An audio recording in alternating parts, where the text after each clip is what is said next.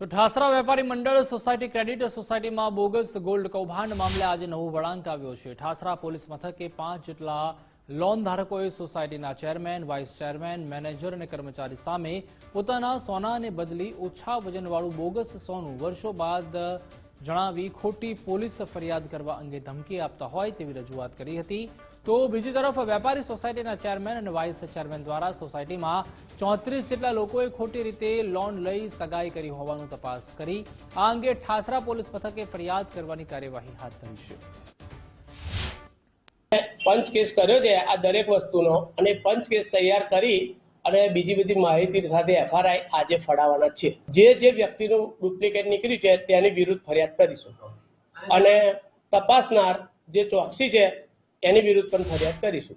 ફરિયાદ જેને આપી છે એ લોકોએ ફ્રોડ કરેલું છે સંસ્થા સાથે, કારણ કે એમણે ડુપ્લિકેટ હોનું મૂકી અને આ ધંધો કરેલો છે અને એના પંચકાશે થઈ ગયેલા છે। પંચોની રૂબરૂમાં, ડિરેક્ટરની હાજરીમાં, નવા વેલ્યુઅરની હાજરીમાં જૂના વેલ્યુઅરને બોલાય, જૂનો વેલ્યુઅર આવ્યો જ નહીં, કારણ કે ચોર માણસ છે એટલે નહીં આવ્યો। જરૂર પડી હતી એટલે મારું ગોલ્ડ મેં વેપારી બેંકમાં ધિરાણ લીધું હતું ગોલ્ડ પર।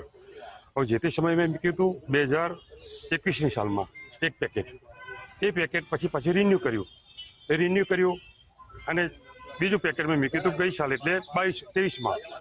એ બે પેકેટનું બેંકમાં નોટિસ આવી કે તમે આ તારીખે હાજર રહેજો, એટલે નોટિસ આવી એટલે અમે બેંકની માન્યતા જાળવી અને બેંકમાં ગયા અને એ લોકોએ તપાસ કરી, જે અમારું જે સોનું હતું એ અમને મળ્યું નહીં અને અમારું બિલકુલ સોનું અમારે એ લોકોએ નકલી બતાવ્યું છે।